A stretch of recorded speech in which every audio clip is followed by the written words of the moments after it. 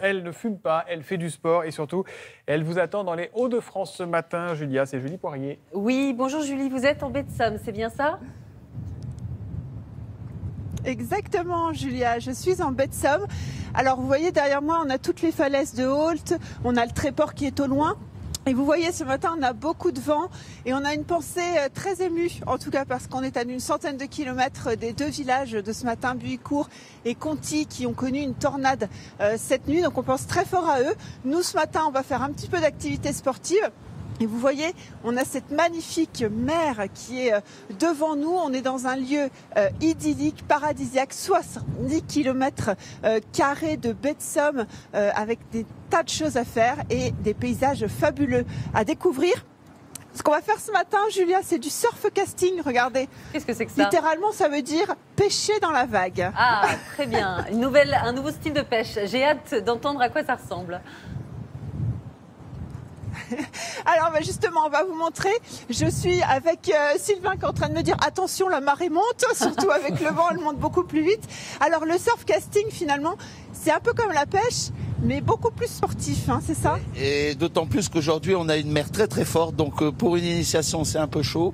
Mais on va faire ce qu'on peut, on va essayer de lancer et d'essayer d'attraper un poisson sur le même coup. Regardez, les cannes, c'est ça en fait, c'est déplié là. C'est des cannes à emmanchement de 4 mètres, 4 mètres 50 pour permettre de passer au-dessus des rouleaux et de manière à ce que l'appât puisse bien être propulsé derrière les vagues en fait. Et on va le montrer là-bas, regardez, il va y aller à la caméra. C'est énorme, Julia et Thomas, regardez ce verre, il est en bas là-bas, il est en bas, il est là, regarde, il est ici. Il est très très gros, c'est quoi comme type de verre ça? C'est des arénicoles, des vers qu'on trouve ici dans le sable. Ouais.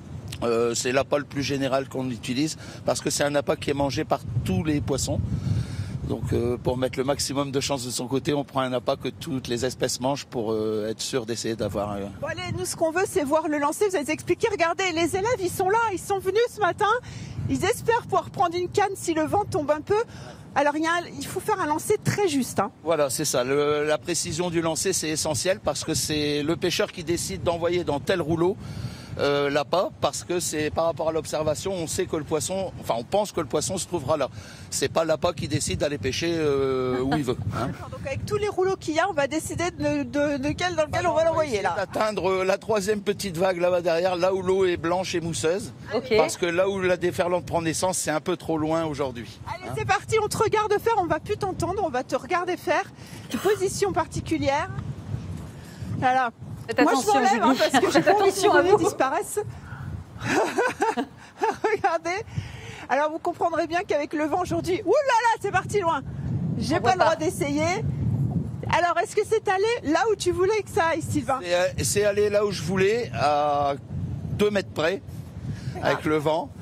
Alors par contre maintenant avec le vent on voit bien et le courant, le plomb n'accroche pas. Hein. Là il aurait fallu que je mette un plomb à grappin, ce que j'ai hésité de faire au départ.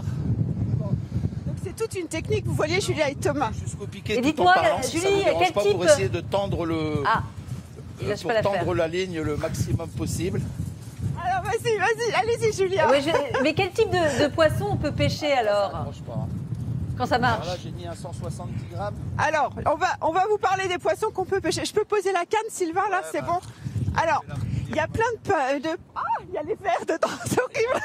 Il y a des poissons plats qu'on peut pêcher, hein, c'est ça? Essentiellement en ce moment c'est les poissons plats. Est-ce que vous savez ce que c'est ça, Julia et Thomas?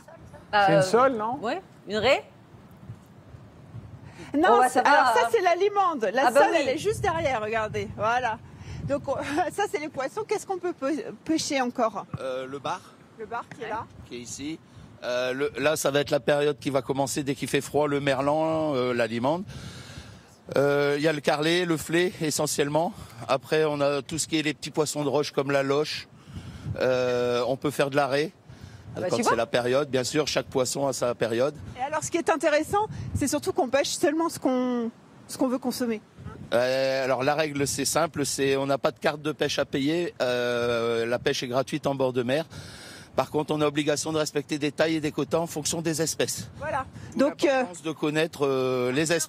Ouais, un peu les poissons, savoir les identifier pour pas se tromper et pas se mettre en infraction en cas de contrôle. Ah oui. Et ben voilà, vous savez tout, Julia et Thomas. On vous attend pour la pêche au gros, le surf casting. nous attend. Il va encore falloir qu'on fasse du sport pour tirer la ligne. On va quoi. déjà essayer de s'améliorer avec Thomas sur la reconnaissance des poissons. Voilà. Parce Sinon, que pour le entre poisson, vous avez le Hervé et Picard la qui est demande. juste derrière le carrefour, si vous voulez. Merci beaucoup, Julie.